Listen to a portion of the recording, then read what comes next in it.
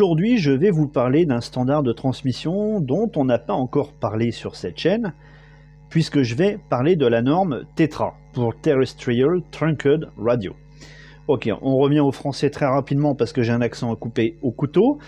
Je vous présente le MTM 700 de chez Motorola, qui a été l'une des premières radios avec cette norme de transmission mise sur le marché par la marque dans les années 2003-2004, donc tout début des années 2000, rapidement supplanté par le MTM 800, le MTM 5400. Pour autant, aujourd'hui, ce n'est pas une radio si optionnelle que ça.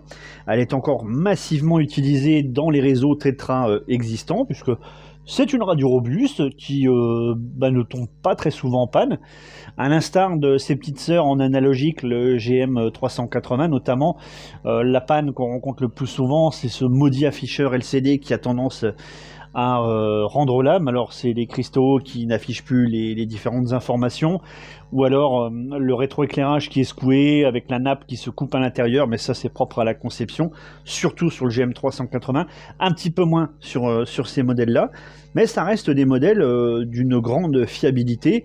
Alors ça embarquait bien sûr tout un tas de fonctionnalités propres à Motorola, comme les appels individuels ou de groupe, les systèmes de messagerie SDS, à ne pas confondre avec le SMS, les répertoires de contact, les cryptages intégrés. Pour la norme TETRA, vous aviez un mode de communication direct, le DMO, et le mode de communication réseau, le TMO. Un petit kilo et demi sur la balance, bon, je vous dirais c'est la norme pour des postes de cette envergure-là. C'est des radios plutôt fiables, honnêtement. La seule petite chose qui pêchait, c'était du côté de la puissance, où Motorola nous habituait à des puissances allant jusqu'à 25 voire 30 watts pour certains modèles. Celle-ci, il fallait se contenter de 10 watts.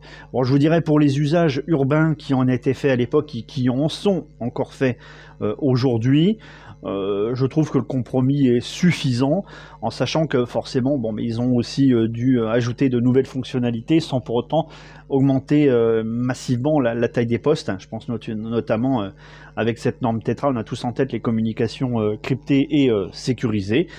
Et c'était une très belle radio qui aujourd'hui est assez prisée des collectionneurs et qu'on commence à avoir du mal à trouver sur le marché des particuliers. Allez, rendez-vous la semaine prochaine pour une prochaine vidéo.